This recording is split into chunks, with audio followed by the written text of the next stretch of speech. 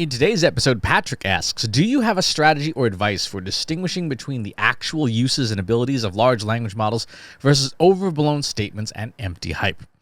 Absolutely. There are two fundamental ways. Number one, consider who's speaking and what actual expertise they have to be speaking on the topic.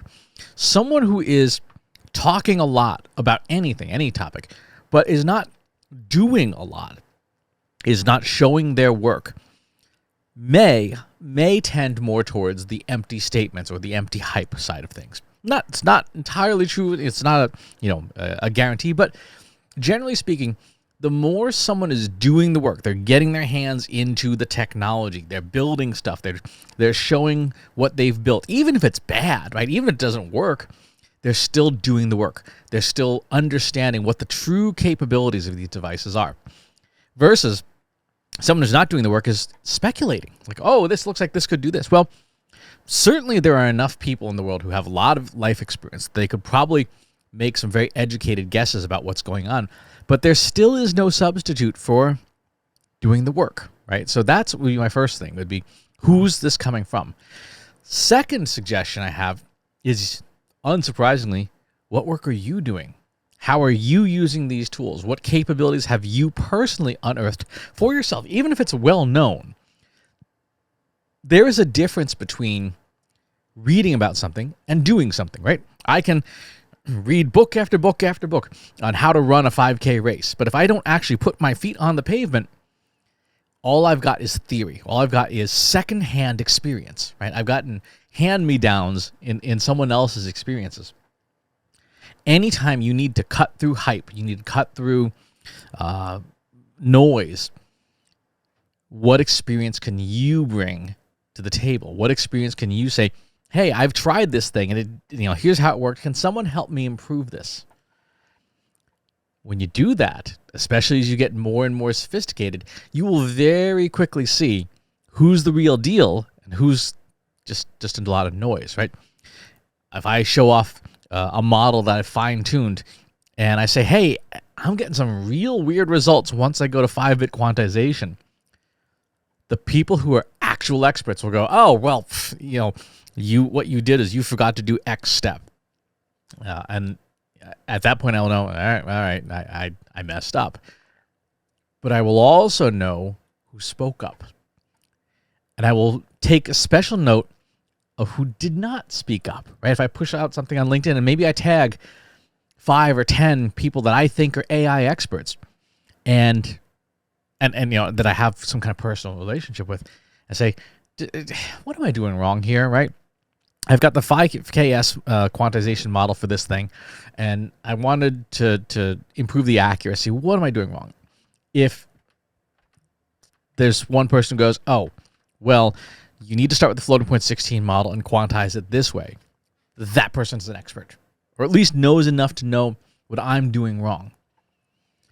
And this applies for every level of skill. It's not just experts. If you ask a question that seems like a basic question, but it's a good question, it's a question that maybe you can't find an easy answer for, you can test out the knowledge of the people that you see talking about this stuff and say, yeah, that person gave me a nonsensical answer, or gave me an answer filled with platitudes and hype and not useful information. And the useful information is where you distinguish those use cases and real abilities of language models and not hype. There are, as you point out, a lot of people making big statements about these things. Oh, it's going to destroy the world, right? It's not going to destroy the world. People will destroy the world, not machines. When you spend more and more time with the technology, you get to know it better. You get to understand it better. You get to see what it's capable of. And if you spend enough time with any technology, you quickly understand what it can't do. Like, it can't do this. It can't do mathematics. It can't reason around this thing. It can't do this type of logic.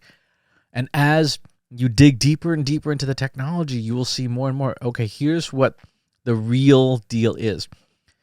Some of this stuff is about proving it to yourself, to Make it work for yourself. And if you can do that, you will very quickly find it's easy to sort out who else is talking in a hype-filled way versus who else is talking about what's real.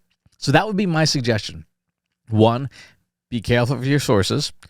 Look for sources who are talking about actual work and the things that they themselves are doing. And 2, do the actual work yourself at whatever skill level you're at to better understand the capabilities.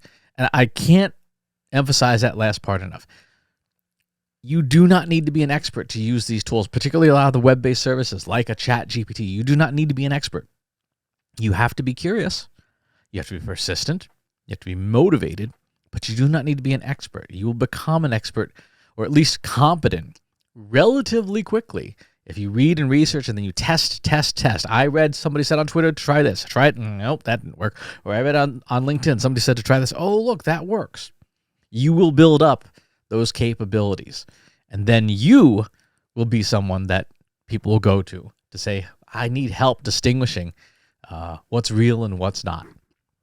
That's the show for today. Thank you for the question. I'll talk to you next time. If you like this video, go ahead and hit that subscribe button.